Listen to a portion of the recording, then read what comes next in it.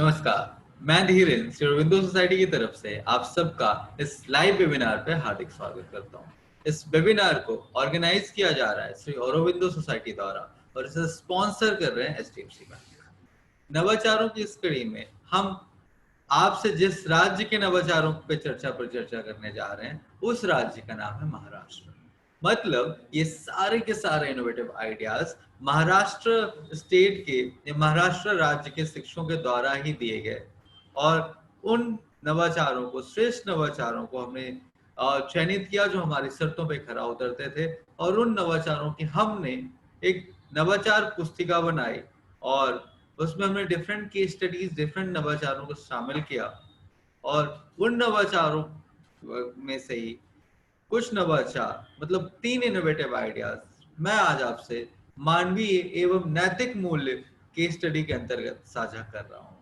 हम नवाचारों के बारे में चर्चा करें, हम इनोवेटिव आइडियाज पर डिस्कशन करें, हम केस स्टडी पे बात करें, उससे पहले मेरी आपसे एक रिक्वेस्ट है कि अगर आपके मन में कोई प्रश्न है इस केस स्टडी से संबंधित जो आज मैं से साझा करूंगा या फिर इन नवाचारों से संबंधित या फिर इस प्रोग्राम जिसका नाम ZIIEI या zero investment innovation for education initiative या हिंदी में शिक्षा में शून्य निवेश नवाचार है, इससे संबंधित अगर आपके मन में कोई प्रश्न है तो मैं आपसे अनुरोध करूंगा कि आप निश्चित तौर पर अपने प्रश्न मुझसे पूछ सकते हैं। दूसरा, अगर आपके कोई अनुभव है, कोई एक्सपीरियंसेस हैं जो आप मेरे साथ साझा करना चाहते हो और मेरे माध्यम से, इस वेबिनार के माध्यम से देश के उन समस्त शिक्षकों, उन समस्त शिक्षाविदों, उन समस्त व्यक्तियों तक अपनी बात पहुंचाना चाहते हैं जो हमें किसी भी ऑनलाइन मीडिया प्लेटफॉर्म जैसे जूम, फेसबुक या फिर यूट्यूब के माध्यम से देख रहे हैं, उन तक अपनी बातें या अपने अनुभव आप साझा कर सकते हैं। हो सकता है आपके अनुभव से किसी दूसरे शिक्षक को कोई बहुत स्ट्रॉन्ग, कोई बहुत बड़ी, कोई बहुत बेहतर लर्निंग, बहुत बेहतर सीख मिले और जब वो उस सीख को क्रियान्वित करें, आपके अनुभव से प्राप्त उस सीख को जब क्रियान्वित करें विद्यालय में, तो उनके विद्यार्थियों को भी बहुत लाभ। इसी उम्मीद के साथ मैं यही सोचता हूं कि आप अपने अनुभव साझा करेंगे हमारे साथ, अपने एक्सपीरियंसेस आप शेयर करेंगे। आप अपने एक्सपीरियंसेस या अपने अनुभव या फिर अपने प्रश्न हमसे दो माध्यम से, दो तरीकों से साझा कर सकते हैं। पहला तरीका है कि आप अपने अनुभव में फेसबुक पे अगर देख रहे हैं तो फेसबुक पे कमेंट बॉक्स पे या जूम पे चैट बॉक्स के माध्यम से आप अपने प्रश्न या फिर अपने अनुभव हमारे साथ साझा कर सकते हैं। दूसरा, अगर आप हमसे संवाद करके, आमने सामने बोल करके अपने प्रश्न या फिर अपने अनुभव साझा करना चाहते हैं तो उसके लिए आप फेसबुक पे अगर आप देख रहे हैं तो देखिए कमेंट बॉक्स पे आपको एक लिंक दिखेगा जूम का, उस लिंक पे क्लिक कीजिए और सीधे आप बोल करके अपनी बातें, अपने अनुभव, अपने प्रश्न मेरे साथ साझा कर सकते हैं और आपकी आवाज, आपकी बातें देश भर के सभी शिक्षकों तक सुनाई देंगी, उन तक पहुंचेंगी जो हमें अभी देख रहे हैं फेसबुक या जूम पे या फिर हमें देख रहे होंगे फेसबुक, जूम या यूट्यूब पे कभी आगे चले। तो आपसे मैं अनुरोध करूंगा कि आप अपने अनुभव, अपने प्रश्न, अपने एक्सपीरियंसेस निश्चित तौर पर हमारे साथ साझा करें। आइए बढ़ते हैं हम आज की केस स्टडी की तरफ जिसका नाम मैंने आपको बताया, मानवीय एवं नैतिक मूल्य हो। हम मानवीय और नैतिक मूल्यों के अंतर्गत 3 नवाचार आज आपके साथ साझा करेंगे और मैं एक एक करके आपसे सभी नवाचारों पर चर्चा परिचर्चा कर रहा हूँ। सबसे पहले हम बात करते हैं, वैसे मानवीय और नैतिक मूल्यों के बारे में मैं आपसे कई बार चर्चा कर चुका हूँ, 2 से 3 बार। मैंने ये भी डिस्कस किया कि अंतर क्या होता है मानवीय मूल्य, नैतिक मूल्य और सामाजिक मूल्य में, और कीमत और मूल्य में क्या अंतर होता है। मुझे लगता है कि आप में से कई लोगों के साथ ऑलरेडी ये डिस्कस हो चुका है। अगर आपने नहीं देखा है और आपको क्लैरिटी चाहिए कि आखिर अंतर क्या होता है, सामाजिक मूल्य क्या होते हैं, मानवीय मूल्य क्या होते हैं, नैतिक मूल्य क्या होते हैं, क्या अंतर है इन तीनों मूल्यों में, या फिर कीमत और मूल्य में क्या अंतर है, तो इसके लिए आप फेसबुक पे मेरे पिछले वीडियोस देख सकते हैं जिसपे मैंने नैतिक मूल्य या मानवीय मूल्य पे अगर आपको कोई वीडियो दिखता है तो आप उस पर क्लिक करके, शुरुआत में ही मैंने उसमें बताया कि किस तरीके से अंतर होता है और क्या अंतर होता है मानवीय मूल्य, नैतिक मूल्य और सामाजिक मूल्य में, और प्राइस और वैल्यू या हिंदी में कीमत और मूल्य में क्या अंतर होता है। तो आज मैं उस पर आपसे डिस्कस नहीं कर रहा हूँ। आज हम सीधे बात कर रहे होंगे 3 इनोवेटिव आइडियाज पे। अगर आपको लगता है कि मुझे डिस्कस करने की जरूरत है तो आप, जैसे मैंने कहा कि आप नीचे जाकर के देख सकते हैं, वीडियो देख सकते हैं। फेसबुक पे हमारा पेज है श्री अरविंदो सोसाइटी ZIIEI के नाम से। उस पे आप ब्लू टिक के साथ आपको दिखेगा, उस पे जाकर के आप वीडियो देख सकते हैं। मॉरल वैल्यूज या ह्यूमन वैल्यूज या मानवीय मूल्य और नैतिक मूल्य पे आधारित। इसके साथ अगर आपको लगता है कि मुझे बताना चाहिए तो आप कमेंट बॉक्स पे कमेंट कर सकते हैं। निश्चित तौर पे मैं आपको अगले वीडियोस में, या फिर अगर आपका अभी भी कमेंट आ जाएगा तो मैं आपको इसी वीडियो में मानवीय मूल्य, नैतिक मूल्य और सामाजिक मूल्य लेख के साथ साथ कीमत और मूल्य में भी अंतर निश्चित तौर पर साझा करूँ। आइए सबसे पहले जैसे हमने कहा मानवीय और नैतिक मूल्य, इनकी आवश्यकता क्यों क्यों कई राज्यों के इनोवेटिव आइडियाज आपको मिलेंगे मानवीय और नैतिक मूल्य पर आधारित। इसका बहुत बड़ा कारण, और कारण ये है कि एक बेहतर व्यक्तित्व विकास के लिए, एक बेहतर और सशक्त नागरिक बनने के लिए किसी भी बच्चे में, किसी भी विद्यार्थी में मूल्यों का होना परम आवश्यक है। उसके अंदर मूल्य होना बहुत जरूरी है, चाहे वो नैतिक मूल्य हो, मानवीय मूल्य हो या सामाजिक मूल्य हो। तभी बेहतर रूप से वो व्यक्ति अपना जीवन निर्वहन कर सकता है। एक सशक्त नागरिक बनाने के लिए, एक जिम्मेदार नागरिक बनाने के लिए मूल्यों की अवधारणा, मूल्यों की समझ किसी भी व्यक्ति के अंदर होना परम आवश्यक है। बहुत सारे, अगर हम मूल्यों की बात करें तो बहुत सारे गुण या चरित्र निर्माण की बात करें, जैसे मैं आज आपसे पहला जो इनोवेटिव आइडिया डिस्कस कर रहा हूँ उसका नाम है बिल्डिंग स्ट्रॉन्ग कैरेक्टर्स या फिर चरित्र निर्माण। चरित्र निर्माण ये इनोवेटिव आइडिया दिया है अरुणा सूर्य किरण बागचोरे मैम ने, जो कि पोडार इंटरनेशनल स्कूल औरंगाबाद से है। बिल्डिंग स्ट्रॉन्ग कैरेक्टर या चरित्र निर्माण, हमें बहुत ही इंपॉर्टेंट वर्ड की बात करें अगर चरित्र की, तो चरित्र होता क्या है? क्या है कैरेक्टर? किसी फेमस राइटर ने बहुत बड़ी बात कही थी कि कैरेक्टर हमारा वो है या चरित्र हमारा वो है जो हम तब कर रहे हो जब लोग हमें ना देखें, या हमारे असली चरित्र की पहचान तब होती है जब हमें ये एहसास ना हो कि लोग हमें देख रहे हो, और उस वक्त जैसा हम आचरण करते हैं वही हमारा असल में ये वास्तविक चरित्र है। अगर हम देखने दिखाने के लिए लोगों को कुछ कर रहे हैं तो वो असलियत में हमारा चरित्र नहीं है। कई बार आपने कई लोगों को देखा होगा कि वो जब देखते हैं कि कोई देख रहा है तब वो दान करते हैं, या किसी मांगने वाले को, भिखारी को, तब वो पैसा देते हैं, या कई बार फोटोज खींचते हैं देते हुए। असल मायने में ये हमारा चरित्र नहीं।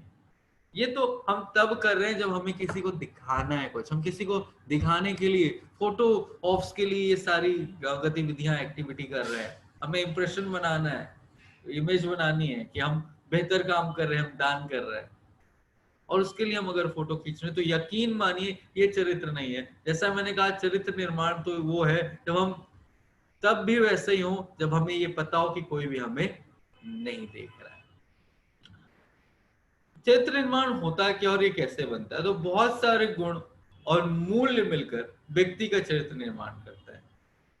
दिलचस्प रूप से चरित्र ना तो बच्चे को जन्म के साथ प्राप्त होता है, ना ही ये सिर्फ अभिभावकों से प्राप्त होता है, और ना ही ये सिर्फ किताबों से प्राप्त किया जा सकता है या चरित्र का निर्माण किया जा सकता है। चरित्र निर्माण के तो कई सारे घटक हैं, कई सारे गतिविधियों को आसपास, जैसा हम घटनाएं देखते हैं, अपने माता पिता को देखते हैं, शिक्षकों को देखते हैं, अपने साथी सहपाठियों को देखते हैं, अपने समुदाय, अपने समाज को देखते हैं जहां हम रहते हैं, उन्हीं से मिलकर हमारे चरित्र का निर्माण होता है। चरित्र केवल किसी किताब, केवल सिर्फ माता पिता के साथ या सिर्फ शिक्षकों के साथ होने से या जन्म से ही नहीं बन जाता। चरित्र बनने के लिए या बेहतर चरित्र निर्माण के लिए एक विद्यालय, शिक्षक, समुदाय, अभिभावक, इन सब की आवश्यकता निश्चित तौर पे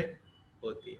और बच्चा जितना समय स्पेंड करता है किसी भी व्यक्ति या किसी भी गतिविधि में, उतना ही चरित्र निर्माण या उतना ही उसके मानसिक स्तर पर निर्भर करता है कि उसका चरित्र निर्माण किस तरीके से होगा।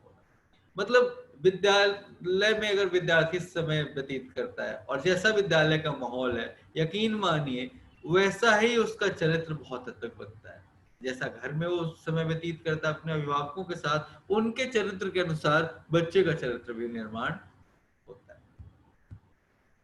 सिर्फ व्यक्ति या गतिविधि ही नहीं, मैं अगर बात करूं यंत्रों की या डिवाइसेस की या गैजेट्स की, तो बच्चा जितना समय गैजेट्स के साथ बिताता है या टीवी, मोबाइल इत्यादि के साथ बिताता है, वैसा ही उसका चरित्र निर्माण भी होता है।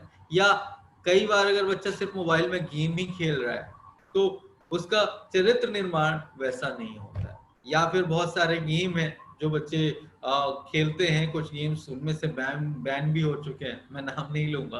तो ऐसे गेम्स अगर बच्चे खेलते हैं जिनमें लड़ाई झगड़ा इत्यादि है, मार काट इत्यादि है, तो यकीन मानिए बच्चे की मानसिक प्रवृत्ति भी आगे चलकर वैसे ही बनती है। और इसीलिए जो भी शिक्षाविद हैं, जो भी साइकोलॉजिस्ट है, जो भी काउंसलर है, वो यही सीख देते हैं, यही सजेशन देते हैं, यही सुझाव देते हैं कि बच्चों को आजकल हम रोक तो नहीं सकते कि आप कंप्लीटली उन्हें मोबाइल इत्यादि से या टीवी इत्यादि से दूर कर दीजिए, लेकिन उन्हें सही गलत का ज्ञान होना बहुत जरूरी है, उन्हें अच्छे बुरे का ज्ञान कराना बहुत जरूरी है। टेक्नोलॉजी के बिल्कुल बहुत सारे वरदान है और उसके साथ अभिशाप भी है, तो बच्चों को ये बातें बताना कि उसके फायदे क्या है और नुकसान क्या है, कैसे हम टेक्नोलॉजी का इस्तेमाल फायदों के लिए बेहतर तौर पे कर सकते हैं, अगर ये बात बच्चों के अंदर सिखा दी जाए, उन्हें ये अनुभव करा दिया जाए, तो फिर वही टेक्नोलॉजी के बहुत पॉजिटिव परिणाम निश्चित तौर पर बच्चा बहुत बेहतर उनसे सीख सकता है।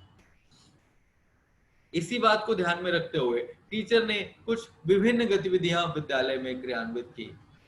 वैसे तो पहली कक्षा से ही बच्चों में या छोटी उम्र से ही बच्चों में हमें पता लगने लगता है कि इसका रुझान किसकी तरफ है या किन चीजों की तरफ है, किन गतिविधियों की तरफ है। और इसका तीसरी चौथी पांचवी तक आते आते बहुत हद तक हमें बच्चों का इंटरेस्ट पता लगने लगता है या चल जाता है। टीचर ने इन्हीं बात को ध्यान में रखते हुए, जैसे मैंने कहा, सबसे पहले जिस नवाचार का क्रियान्वयन किया इसी के पार्ट में, वो है नो मोबाइल फोन।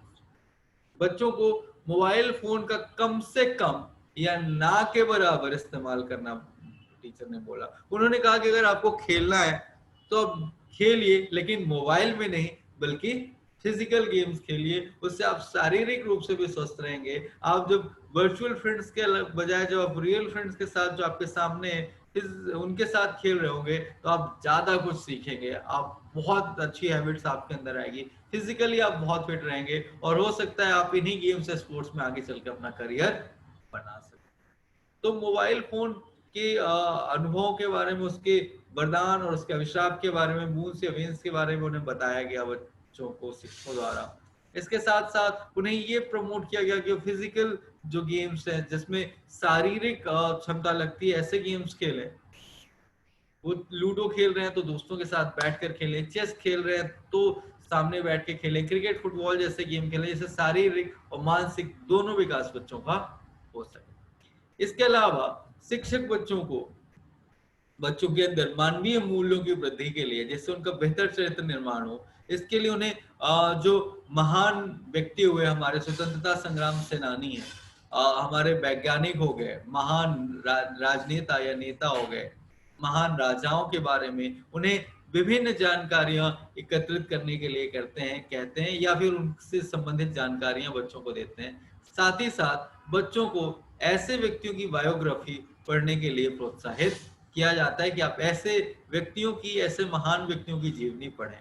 उदाहरण के तौर पे अगर हम एपीजे अब्दुल कलाम जी की बात करें, तो अब missile man of India doctor APJ Abdul Kalam की बात करें, तो द विंग्स ऑफ फायर जैसी पुस्तक है जो बहुत प्रोत्साहित करती है बच्चे को, और प्रोत्साहित करने के साथ साथ उनको चरित्र निर्माण की भी बेहतर प्रेरणा देती है कि किस तरीके से अब्दुल कलाम जी ने चुनौतियों का सामना करते हुए, परिस्थितियों का सामना करते हुए निरंतर अपने आप को बेहतर किया, किस प्रकार से वो हमेशा देश की भलाई के लिए लगे रहे, एक बेहतर चरित्र की उन्होंने स्थापना की, लोगों को सीख दी, लोगों को ये दर्शाया कि या बताया, ये सीख दी कि बेहतर चरित्र किस तरीके से आप निर्माण कर सकते हैं। इसके अलावा किस तरीके से पीजे अब्दुल कलाम जी इस पर विश्वास करते थे कि व्यक्ति का चरित्र निर्माण कैसा होना चाहिए, किस तरीके से मानव जीवन लगातार बेहतर कर सकता है या हम बेहतरी की ओर बढ़ रहे हैं, किस प्रकार से हम अपने आध्यात्मिक स्तर को लगातार बढ़ा सकते हैं, किस तरीके से हमें देश की प्रगति के बारे में, आर्थिक प्रगति के बारे में सोचना चाहिए, और जो समाज में कुरीतियां हैं, बुराइयां हैं, जो भेदभाव है, उसको किस तरीके से कम किया जा सकता है और एक बेहतर देश, बेहतर समाज, बेहतर विश्व की परिकल्पना की जा सकती है। ऐसे ही और भी महान लोग जैसे गांधी जी की अगर हम बात करें तो सत्य, अहिंसा जैसी बातें भी बच्चों को सिखाई जाती है कि सत्य अहिंसा क्या होता है, किस तरीके से हमें सत्य और अहिंसा में और ईमानदारी के प्रति अडिग रहना चाहिए, हमें उससे भटकना नहीं चाहिए। इससे बच्चे जब ऐसे व्यक्तियों की जीवनी पढ़ते हैं, जीवन गाथाएं, उनकी बायोग्राफी, ऑटोबायोग्राफी एक्सेट्रा पढ़ते हैं, तो बच्चों के अंदर बहुत सारी सीख स्वयं ही जागृत होती है। बच्चे का चरित्र निर्माण निश्चित तौर पर बेहतर होता है। आई एम श्योर, मुझे पूरी उम्मीद है कि आपको इनोवेटिव आइडिया पसंद आया होगा, और जिस बेहतर भारत की हम परिकल्पना करते हैं वो तभी बेहतर हो सकता है जब बच्चों में चरित्र निर्माण की भावना जागृत। जिस प्रकार से घटनाएं घट रही हैं, चाहे वो चोरी हो, डकैती हो, रेप एक्सेट्रा हो, वो तभी ऐसी घटनाएं घटती हैं जब व्यक्तियों में, बच्चों में चरित्र निर्माण की जो भावना है, जो मूल्य है, उनमें कमी होती है। अगर यकीन मानिए बच्चों के अंदर मूल्यों का, चाहे वो सामाजिक हो या नैतिक हो या मानवीय मूल्य हो, इनके पाठ बच्चों को कम उम्र से ही सिखाया जाए, इनके गुण बच्चों के अंदर बचपन से ही भरे जाए, तो आगे चलकर एक जिम्मेदार, सशक्त और दूसरों का सम्मान करने वाले नागरिक के रूप में उभरेंगे और हम सबके सामने। आइए बढ़ते हैं हमारे दूसरे इनोवेटिव आइडिया की तरफ, जिसका नाम है honesty is the best policy. ईमानदारी सर्वोत्तम नीति है। Honesty is the best policy या ईमानदारी सर्वोत्तम नीति एक कहावत मात्र नहीं है, बल्कि ये जीवन जीने का एक कला है।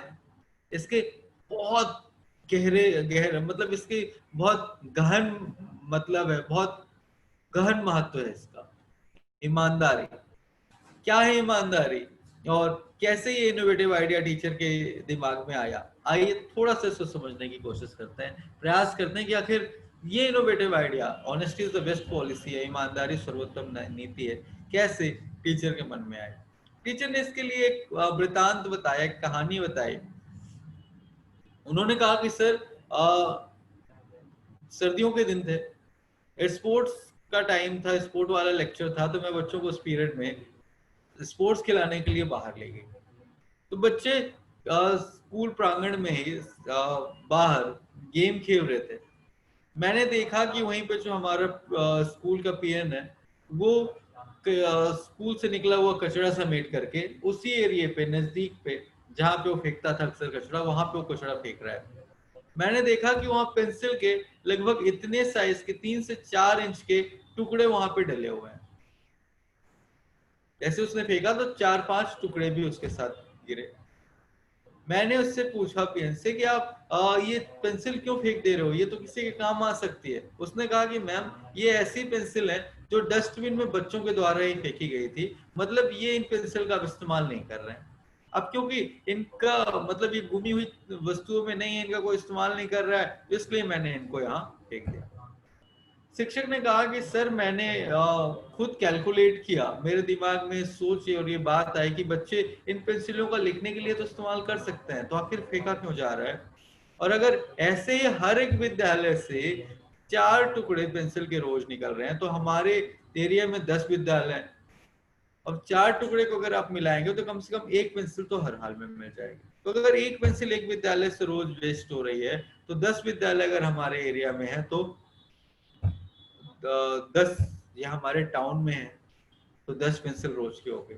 ऐसे अगर हमारे ब्लॉक में 50 विद्यालय हैं तो 50 पेंसिल रोज की हो गई। सिमिलरली जिले में अगर 100 विद्यालय हैं तो 100 पेंसिल रोज की हो गई। उसी प्रकार से हमारे प्रदेश और अगर देश में बात करें तो ऐसी कितनी पेंसिल हैं जो लगातार वेस्ट हो रही हैं। और एक पेंसिल से सिर्फ एक पेंसिल वेस्ट नहीं हो रही है, इन पेंसिलों से कितना ग्रेफाइट, कितना कागज वेस्ट हो रहा है, वो कितना लकड़ियां वेस्ट हो रही हैं, जिनसे ये ये पेंसिल्स बनती हैं और वो लकड़ियां उन पेड़ों से आ रही, तो कितने पेड़ों को काटा जा रहा है। अगर ये पेंसिल सही तरीके से यूज होंगी तो पेड़ों का कटना भी कम किया जा सकता है। टीचर ने इसी थॉट के साथ सोचा कि बच्चों को ये एहसास कराना कि इन पेंसिलों को फेंका ना जाए, इनका इस्तेमाल निश्चित तौर पे किया जा सकता है, बहुत जरूरी है। साथ ही साथ शिक्षक ने कहा कि सर अक्सर बच्चे जूनियर क्लासेस में अगर आप देखें तो शिकायत करते हैं कि मेरी पेंसिल गुम गई, मेरी रबर गुम गई, मेरा इरेजर गुम गया इत्यादि। क्यों ना बच्चों के अंदर ये सीख दी जाए। कई बार बच्चे ना चाहते हुए भी इन पेंसिल्स को या इन रबर को या मतलब इरेजर को या फिर शार्पनर को रख लेते हैं अपने बैग में। बच्चों को अगर बचपन से ही ये प्रोत्साहित किया जाए कि ऐसा हमें नहीं करना चाहिए, तो यकीन मानिए वो कुछ बहुत बेहतर सीख सकते हैं और आगे चलकर ये जो भावना है दूसरे की वस्तुओं पर नजर लगाने की या चोरी करने की, इसको धीरे धीरे कम किया जा सकता है। इसी बात को ध्यान में रखते हुए टीचर ने कहा सर मेरे यहाँ एक गतिविधि और हुई जिसके कारण से ये वाली बात मेरे दिमाग में आई कि किस तरीके से एडमायरेशन या बच्चों को प्रोत्साहन बहुत पसंद करता है और उन्हें प्रेरित करता है कि वो बेहतर करें। मैं कहा सर मेरे यहाँ कुछ विद्यार्थी खेल रहे थे और खेलते उन्हें एक 500 का नोट मिला। बच्चों ने कहा, टीचर ने कहा कि सर उन बच्चों ने वो 500 का नोट थाने में ले जाकर के जमा किया कि हमें 500 रुपए का ये नोट प्राप्त हुआ। बच्चे चाहते तो उसको बांट लेते थे आपस में या फिर उससे आइसक्रीम वगैरह खा सकते थे, लेकिन बच्चों ने ऐसा नहीं किया, वो नोट उन्होंने थाने में जमा कराया। जब ये बात टीचर ने कहा सर मुझे पता चली तो मैंने अपने प्रधानाचार्य को बताया और उनसे रिक्वेस्ट की कि सर ऐसे बच्चों को प्रोत्साहित करना चाहिए। उन 4 बच्चों ने जिन्होंने नोट देखी थी, पाई थी और थाने जाकर के जमा किया था, उन बच्चों को असेंबली में सभी बच्चों के समक्ष, शिक्षकों के समक्ष उन्हें प्रोत्साहित किया गया और तारीफ की गई उनके इस ईमानदारी भरे कार्य के लिए। और बच्चों को ये बोला कि हमें ईमानदारी दिखानी चाहिए, हमें चोरी नहीं करनी चाहिए, गलत तरीके से हमें किसी का पैसा या किसी की वस्तु पे नजर नहीं रखनी चाहिए। टीचर ने कहा सर इससे ये फायदा हुआ कि अगले दिन से कई सारे बच्चे मेरे पास आने लगे कि मैम मुझे 1 रुपए मिला, या सर मुझे 2 रुपए मिले, मुझे 5 रुपए मिले। इस तरीके से बच्चे सिक्के ले लेकर आने लग गए। मुझे लगा क्यों ना एक बॉक्स बनाया जाए, कार्टन बनाया जाए, जिसमें खोया पाया बॉक्स हम इसको नाम दे सकते हैं, जिसमें बच्चे अगर कोई भी ऐसी वस्तु पा रहे हैं जो अनअटेंडेड है, अनक्लेम्ड है, उसको इस बॉक्स पे रख सकते हैं। जैसे मैंने कहा कि बच्चे कई बार शार्पनर, पेंसिल, इरेजर एक्सेट्रा घूमने की शिकायत करते हैं। एक बॉक्स बनाया गया जिसमें बच्चों की मदद से उसको कलर नुमा, रंगीन नुमा बना सकते हैं, उसको चार्ट पेपर आदि के माध्यम से, रंगीन चार्ट पेपर के माध्यम से सजा सकते हैं और उसमें नाम लिखा जाता है खोया पाया बॉक्स या honesty is the best policy, ऐसे कोई नाम, कोई भी नाम शिक्षक दे सकता है। बच्चे उस बॉक्स में जो भी गुमी हुई वस्तु मिलते हैं, जो अनअटेंडेड है, अनक्लेम्ड है, वो वस्तुएं डालते हैं और दिन के अंत में उन वस्तुओं को, उन बॉक्सेस को खोला जाता है। या फिर अगर कोई बच्चा शिकायत करता है कि मेरी रबर नहीं मिल रही है या मेरा इरेजर या मेरा शार्पनर, मेरी पेंसिल नहीं मिल रही है, तो उस बॉक्स में चेक किया जाता है। उस बच्चे से पूछा जाता है कि कैसी थी तुम्हारी पेंसिल, किस कंपनी की थी, या इरेजर कैसी थी, या शार्पनर किस कंपनी की थी इत्यादि, किस रंग की थी, और फिर सुनिश्चित करने के बाद उन्हें वो पेंसिल या शार्पनर जिसकी जो वस्तु है उसे दे दी जाती है।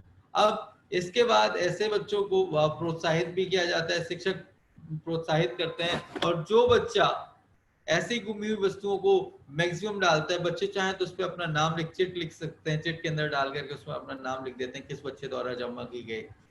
जिस बच्चे की सबसे अधिक ऐसी गुमी हुई वस्तुओं को लेकर के जमा करता है, उस बच्चे को उस हफ्ते का ऑनेस्टी हीरो या ईमानदार हीरो के नाम से संबोधित किया जाता है। एक स्टार या बैज भी बना सकते हैं जो बच्चा अपने शर्ट पे लगा सकता है और पूरे हफ्ते भर के लिए वो बच्चा उस बैच को लगा करके घूमता है और उसे ऑनेस्टी हीरो के नाम से संबोधित किया जाता है। तो इस तरीके से दूसरा इनोवेटिव आइडिया काम करता है, जैसे बच्चों के अंदर ज्यादा से ज्यादा नैतिक एवं मानवीय गुणों का विकास किया जा सके, बच्चों को अच्छी आदतों और बुरी आदतों के बारे में सिखाया जा सके। और यकीन मानिए साइकोलॉजी जिसमें ये कहते हैं कि प्रोत्साहन बहुत पॉजिटिव वे में कार्य करता है, हमें कुछ बहुत बेहतर करने के लिए प्रेरित करता है। इसका इस्तेमाल, इस प्रोत्साहन का इस्तेमाल करके हम बच्चों के अंदर ईमानदारी के गुण को बहुत बेहतर तरीके से इम्प्लीमेंट या इनकलकेट या इम्बाइब कर सकते हैं। आइए बढ़ते हैं हमारे तीसरे इनोवेटिव आइडिया की तरफ, जिसका नाम है मैं कैसा हूं या हाउ एम आई। इसे दिया है किशोर मोहितराम भागवत सर ने, जो कि ZP cluster Marathi upper primary school Khamgaon district Buldana से है। एक कहावत आप सबने या हम सब ने सुनी होगी, और जिसे हम गोल्डन रूल कहते हैं जीवन का, कि जैसा हम चाहते हैं कि लोग हमारे साथ पेश आए, हमारे साथ बर्ताव करें, वैसा ही हमें दूसरों के साथ बर्ताव करना चाहिए। अगर हम चाहते हैं कि लोग हमारे साथ, या मैं वापस इसको बोल देता हूं कि always do to others as you would wish them to do to you if you were in their place. मतलब कि हम जैसा चाहते हैं कि लोग हमारे साथ बर्ताव करें, वैसा ही हमें सामने वाले के प्रति भी बर्ताव करना चाहिए, पहला। या दूसरे तरीके से बोलूं कि अगर हम चाहते हैं कि हम किसी के साथ गलत ना करें, तो हमें सबसे पहले उस व्यक्ति के जगह रख के खुद को महसूस करना चाहिए कि अगर मेरे साथ कोई ऐसा करता तो मुझे कैसा लगता। अगर हम किसी को चीट, किसी को डिसीव, किसी को धोखा देने से पहले ये सोच लें कि अगर इस व्यक्ति की जगह मैं होता और मेरे साथ किसी ने ऐसा किया होता, मुझे किसी ने धोखा दिया होता, तो मुझे कैसा लगता। यकीन मानिए, हम फिर खुद जब अपने आप को उस व्यक्ति की जगह रख लेते हैं या रख लेंगे, तो हम स्वयं फिर उसके साथ गलत नहीं कर पाएंगे। इस इनोवेटिव आइडिया, जिसका नाम है हाउ एम आई या मैं कैसा हूं, इसके अंतर्गत टीचर ने इसी भाव को जागृत करने का प्रयास किया कि बच्चों को ये सिखाया जाए कि वो स्वयं के अंदर आकलन कर सके, स्वयं की पहचान कर सके, वो ये जान सके कि उनके अंदर क्या है, अच्छा है, क्या बदला जा सकता है, किसको और बेहतर करने की जरूरत है। बुराइयां नहीं कहूंगा मैं, बुराइयों की जगह हम इसे ये कह सकते हैं कि कौन से ऐसे एरियाज हैं, कौन से ऐसे क्षेत्र हैं जिसमें कुछ बेहतर किया जा सकता है। इसके तहत शिक्षक बच्चों के अलग अलग ग्रुप बनाते हैं क्लास में। फॉर एग्जाम्पल, अगर हम इस एक्टिविटी को 8 महीने की या 9 महीने की या 10 महीने की मान लें, तो अगर हम 10 महीने के मानते हो, 10 अलग अलग ग्रुप होते हैं बच्चों के। फॉर एग्जाम्पल, अगर हम ऐसे मान लें कि 40 बच्चे हैं, तो 4-4 बच्चों का 10 ग्रुप हो सकता है। अब इसके बाद शिक्षक बच्चों के ग्रुप बनाते हैं, उन्हें बोलते हैं कि आपको एनालाइज करना है कि किस बच्चे की खासियत क्या है, किस बच्चे का स्ट्रेंथ क्या है, और बच्चे 1 महीने तक उस बच्चे को एनालाइज करते हैं, नोटिस करते हैं, मिलते हैं। अब सबसे पहला, जैसे मैंने कहा कि आपको अपने साथी का स्ट्रेंथ, उसकी खूबियां बतानी, उसकी तारीफ आपको करनी है। एक निश्चित दिवस फिक्स किया जाता है, दिन फिक्स किया जाता है। फॉर एग्जाम्पल, महीने का आखिरी शनिवार हो सकता है। उस दिन शिक्षक बच्चों को बुलाते हैं और उन्हें बोलते हैं कि आप खड़े होइए। एक एक करके ग्रुप से एक बच्चा आता है। अब दूसरे बच्चे एक एक करके उसके बारे में, उसकी विशेषता के बारे में, उसके गुणों के बारे में बताते हैं कि इसमें कौन कौन से बेहतर गुण हैं जो आपको अच्छे लगते हैं। एक बार जब सारे बच्चों ने गुण बता दिए, तो सारे बच्चों द्वारा और शिक्षकों द्वारा उस बच्चे के लिए तालियां बजाई जाती हैं। अगली बार आता है, अगले हफ्ते में कर सकते हैं students self scrutiny. Student self scrutiny मतलब कहते हैं कि आत्मावलोकन या स्वयं अवलोकन सबसे बेहतर अवलोकन होता है। यहाँ पे बच्चा स्वयं बताता है कि उसके अंदर कौन सी हैबिट्स हैं जो उसे बुरी लगती हैं, और उनको किस तरीके से वो सुधारने का प्रयास कर रहा है, या अगर वो हेल्प चाहता है, एडवाइस चाहता है, तो शिक्षक उसे बताते हैं किस तरीके से इन आदतों को सुधारा जा सकता है। उदाहरण के तौर पर एक बच्चे ने कहा कि सर, मेरी मम्मी रोज मुझे बोलती है कि टाइम से उठो, मैं सोचता हूँ टाइम से उठो, लेकिन मैं उठ नहीं पाता हूँ।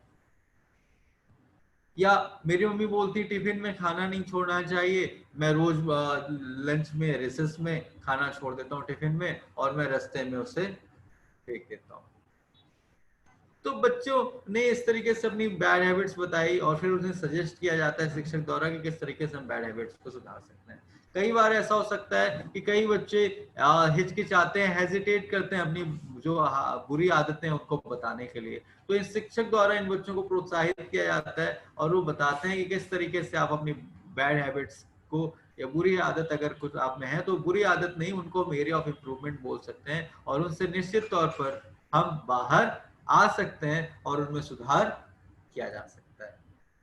इसके बाद जो हमारे ग्रे पॉइंट्स हैं उनमें काम किया जाता है। जैसे मैंने कहा कि जो हमारी ऐसी आदतें बच्चे बताते हैं जो उन्हें बुरी लगती हैं, धीरे धीरे शिक्षक उन आदतों पे बच्चों को सुधार करने के लिए बोलते हैं। बच्चों को एक टास्क दिया जाता है कि कैसे हम उन आदतों को सुधार सकते हैं।